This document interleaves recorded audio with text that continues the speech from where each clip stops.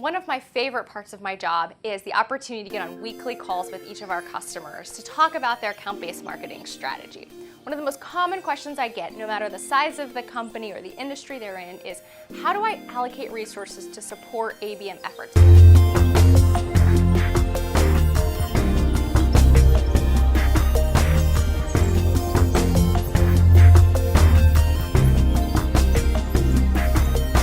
Everybody's trying to figure out, how do I resource effectively for ABM? How do I decide whether to abandon my inbound efforts, move to ABM? Well, I figured out a really simple formula for helping any company for deciding how many marketing resources you should allocate to your ABM efforts.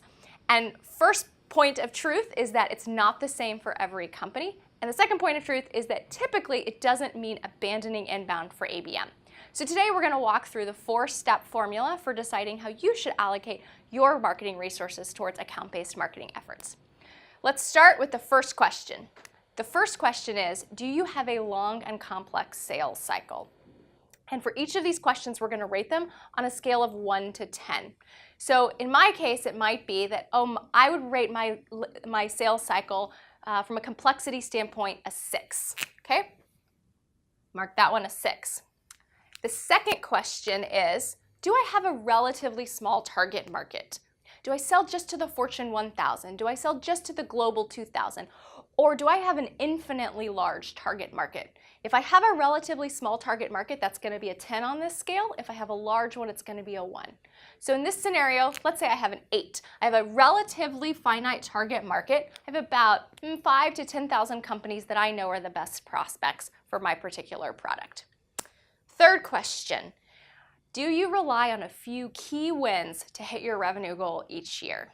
Do you have large deals that make or break you? If the answer is yes, you're going to be closer to the 10. If the answer is no, you're going to be closer to the 1. So in this case, let's say, you know what, most of my deals are around $30,000, $40,000. I do a lot of them every year. It's probably a 4 on the scale of 1 to 10. If I was doing $1 million deals and I was doing 10 a year, that would probably be a 10 on this list. Finally, fourth question, are there lots of decision makers involved in my sales cycle? Do I have to go wide and deep into an organization and get everybody involved? If the answer is yes, again, you're going to be closer to the 10. If the answer is no, you'll be closer to the 1. So in this scenario, let's say I'm about a 6. I have to have about 5 or 6 decision makers, but they happen to all be in the sales and marketing department. So I'll circle a 6. So now it's time to add up the numbers.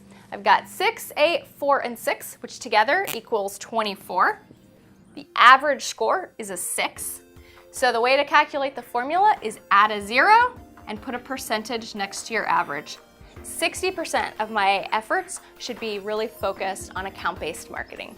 If I had answered 10 on all of these, it would have been 100%. If I had answered 1, I probably still should be allocating 10% of my efforts to those best fit target accounts. And that's the simple formula for allocating resources for account-based marketing.